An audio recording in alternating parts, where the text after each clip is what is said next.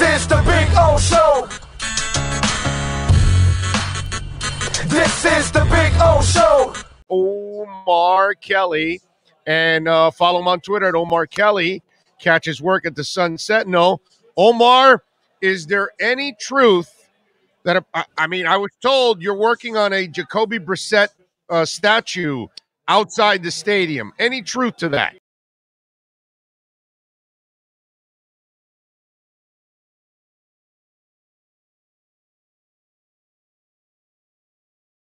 Absolutely not. What I will tell you is you're probably going to have a Palm Beach County quarterback showdown on Thursday night against the Baltimore Ravens, because it does not seem as if Tua Tagovailoa can, or they trust the fact that they basically came out and said that he can't make the necessary throws. Is very telling. Now, it was always like borderline questionable on the, on the, possibly, but, to come out and say, yeah, that was really why we couldn't start him. It's very telling, but it is what it is. Right. And so you're not buying the whole stuff when they say, well, no, but he is close. They just want to play the game that they played this past week. I don't know how many. The main issue that you hear when you talk to people privately about Tua is that he doesn't have an NFL arm, and that's the reason why they're not really committed to him, and he hasn't shown that he has an NFL arm. He hasn't proven that he has an NFL arm. Well, you're not going to do that with thumb injury, and at this point, you can't put the team in not that the offensive line is helping them or the receivers are helping them, but you can't just put him in that situation to fail. Well, you know what? I got it wrong then. It was the thumb. I thought it was the middle finger. I'm sorry. It's the middle finger. I don't know. Oh, it is thumb the was finger. last year. Right, is the middle thumb was finger. last year. No. Right. Which obviously hurts in the grip. Anybody that's thrown a football, your thumb is so important in the grip of that football and being able, to put the spin on it. So that does make a lot of sense. Yeah, I don't know how much the middle finger plays in. You know what it is? If you're Josh Allen and you've got a cannon and a screwed up middle finger, you might be able to get away with it because you've already got that natural velocity that comes with it. But if you're Tua and you don't have a gun for an arm and then you have a digit that's messed up, that's going to set you back even more than a Justin Herbert, than a Josh Allen, or, the big strong guys, in other words. Yeah. I mean, right? the bottom line for me is I really have learned from this experience that how important arm velocity. I always knew if you couldn't throw a 15-yard out in the NFL, you really shouldn't be, a high draft pick. And, I felt like Tua can overcome all that. Or I felt like he could throw Fiedler. Remember, like Fiedler, they would roll him to the side that they wanted him to throw the out. So that way he got a little. I think they should do that with Tua too. I believe they should be moving the pocket. Now, the only question is, dude, we are talking Norv Turner compared to these clowns. I mean, there's quite a difference in the offensive coordinators. You know what I'm saying? Pretty much. I understand where you're coming across. The one thing that I think when you're playing a Thursday night game, you review film tomorrow, you practice on Tuesday, walk through on Wednesday. I mean, you're literally one day of practice, and you're going to have to play your bread and butter. Now, here's the thing. How do you play your bread and butter with a quarterback who's your backup, who's probably played more than half the season at this point? Like, let me count. 1, 2, 3, 4, he's been 5. 4 games. No, he's played 5 games now. So no, I'm saying you're 2 out 4 games. So he's played those 4. I'm saying. Yeah, so he's played 5 games now, so I guess he has played the majority of the snaps so far this season. Actually, I can tell you, Brissett's thrown 202 attempts. Tua's thrown 157 attempts. So I guess you are playing with your leading quarterback, the guy who's played the most snaps. God, that's ugly. Their statistics are horrible. Yeah, no, and it does look. Although, in a twisted way, I think with Tua they win by more points today. But that's just me. What can I tell you? I just think they would have had a better offense this week with Tua than they would have with now healthy Tua. I do agree with them. He doesn't have a gun, so I get it. So if he does have a bad digit for a guy like that, you don't want those kind of guys out there. The question is, do you put him out there for the Ravens? And the Ravens aren't a great defense, but somehow or another they find a way to truck this team on offense and put them through hell every time they play. I don't know what I mean. It really doesn't matter who you play out there on Thursday. To me, it doesn't. The Ravens are going to punch you in the mouth. You know the style of brand of football that they play, and you don't play that style, and you don't react well to that style. So, to me, it really doesn't matter. Probably get Tua healthy for the final stretch. When how about Gesicki today? Your man, Mike Gesicki. Why he got to be my man? Because we got to get you on the side of common sense now and saying that he is the man. He needs to be re-signed. He's the baddest ass playmaker they have on this team. On this 2-7 team, yes, you're correct. No question. He's a top playmaker on the 2-7 team.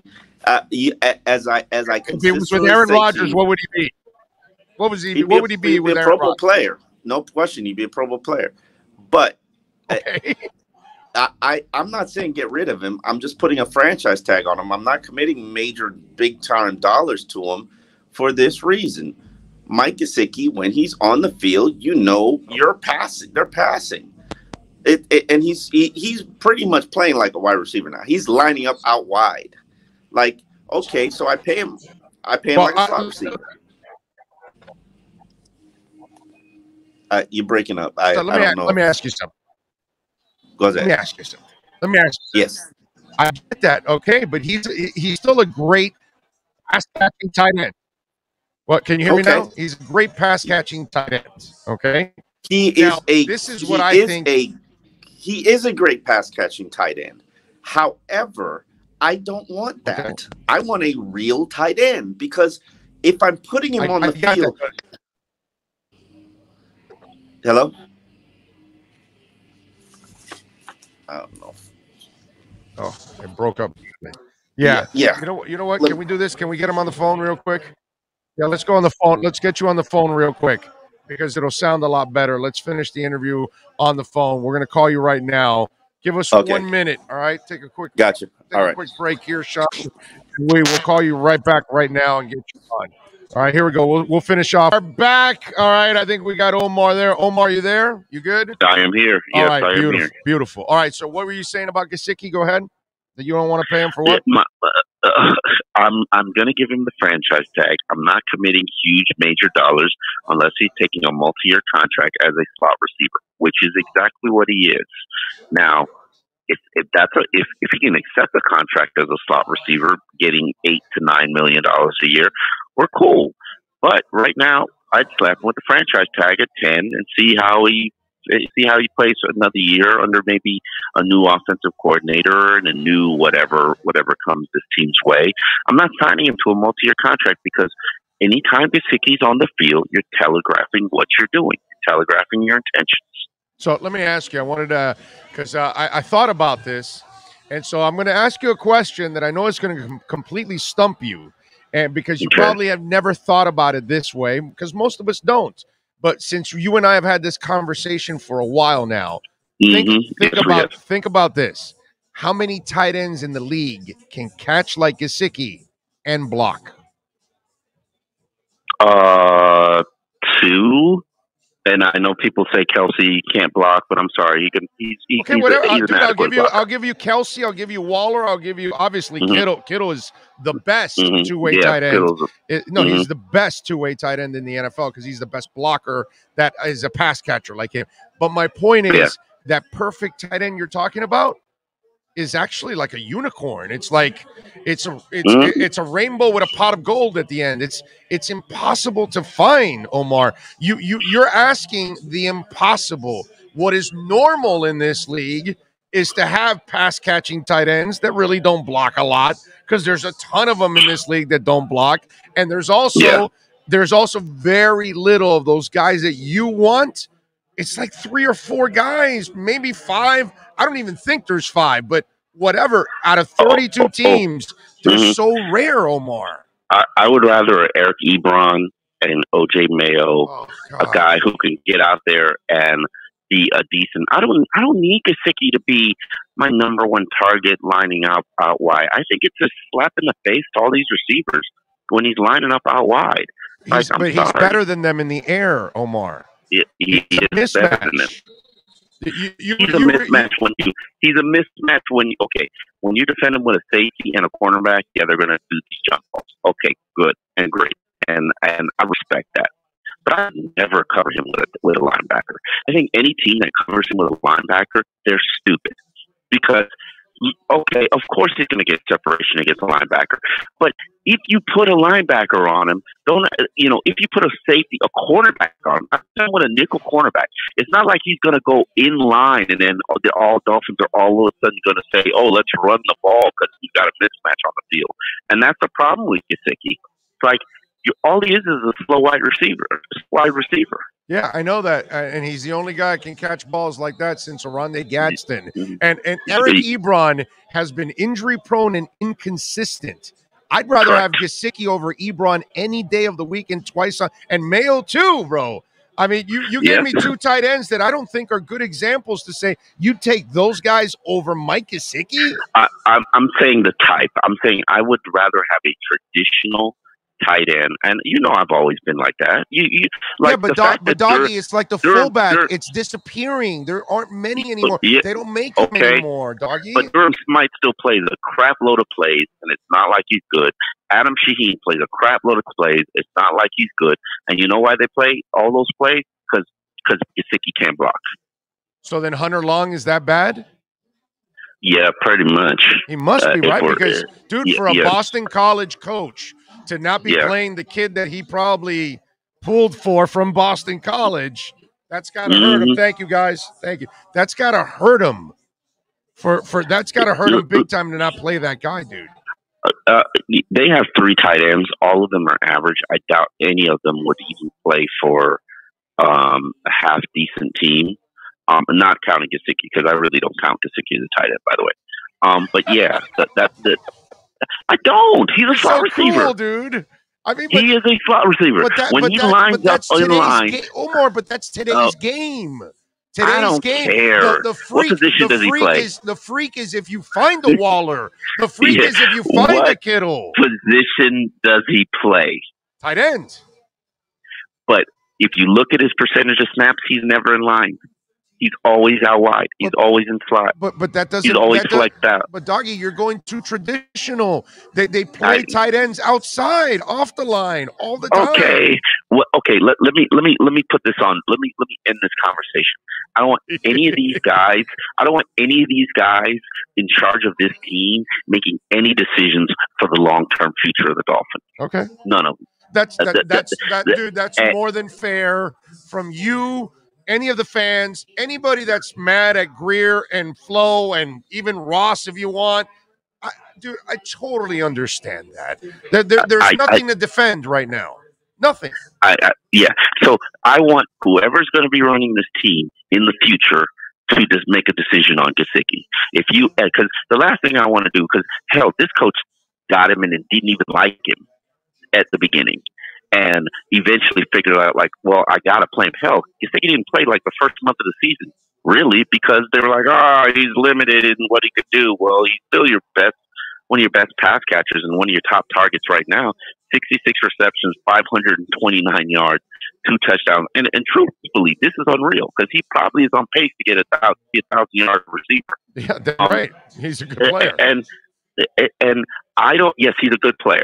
I'm not arguing that, and he's a good slot receiver. By the way, Omar, Keith Jackson wanted nothing to do with blocking, and I'll take him every day of the week and twice on Sundays playing for the. He didn't want it. No, Omar, I'm sorry. Let me rephrase that. Keith Jackson didn't want anything to do with blocking or practicing, but then when it came on Sunday, my man, all he did was catch everything inside that Dan Marino threw. So to me, I don't care if you can't necessarily dominate on the line. Can you make plays and be? I don't need him. Maker? No, I did. That's not fair to me. That's not fair to me. I didn't say I need him to dominate on the line. You can't even put him on the line. That's fine. I don't mind. No, it's not. I don't mind. No, it's not. I can get another tight end. I can develop another tight end that's a good blocker and a so-so catcher. Let me back you into a corner, okay? Do it. We put a 3-receiver set on the field with Mike Gesicki and one back, okay? Right. The Ravens are now blitzing 8.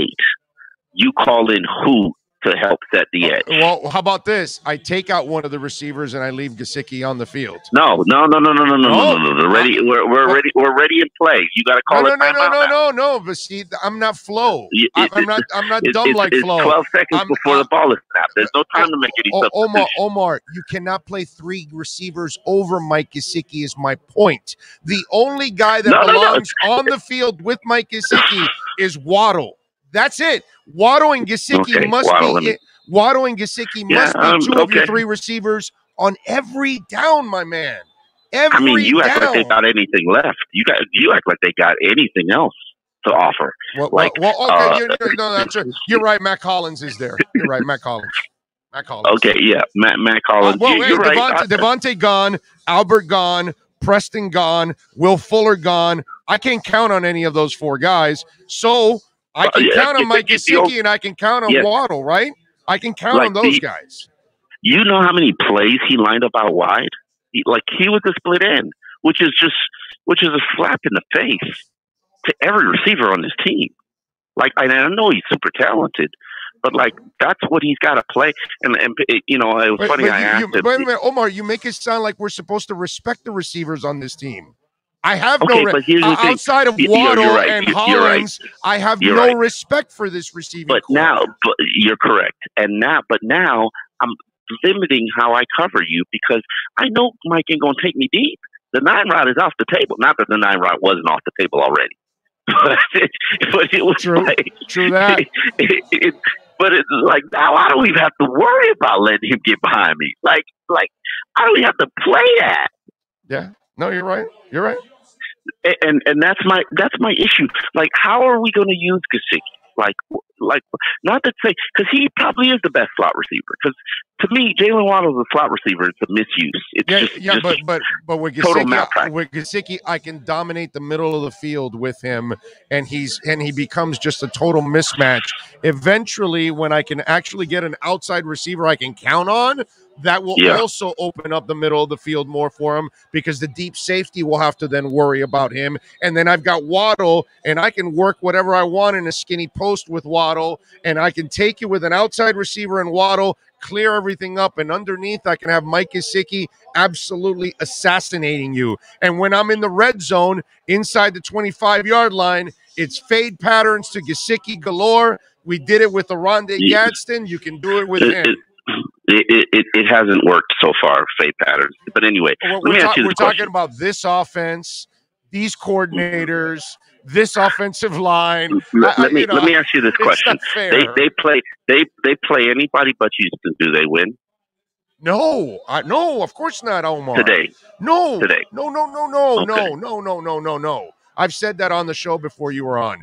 It's a win, but it's the ugliest of wins because actually it was a win that continued to educate you on how bad the coaches are, how badly prepared they are. I mean, there's a whole bunch of how bad the line still is. I mean, there's a lot of things that tragic. I know.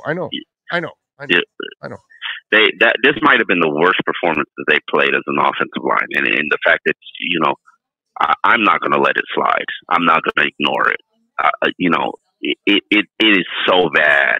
It is so bad, and you cannot do anything with this offensive line. This is, without a doubt, hands down, unquestionably the worst offensive line in the NFL, and they might be pushing for the distinction as the worst offensive line in Dolphins history. Yeah, no, I'm with you. There's no doubt. This is the worst coaching staff in Dolphin history, so I would not be surprised if they develop the worst offensive line in Dolphin history. There's no. Now, the problem is with me here is that I still don't believe that they're all bad. They all can't be this bad. It can't be that all the picks are bad. So to me, this coaching staff, I think if you had a good coaching staff, Omar, I think we'd find more nuggets in there. And you'd find some trash, of course, but I think you'd find more nuggets. Robert Hunt, maybe Liam at another position. It's just not left tackle. Yeah. It's so bad. I know. It's so bad. I know. I'm with you. It's a tragedy. All right. By the way, are you hiding the women and children on Thursday night? What do you mean? I'm missing this reference. The Ravens, they just absolutely pound the Dolphins, beat them up, punch them in the mouth, all that kind of stuff.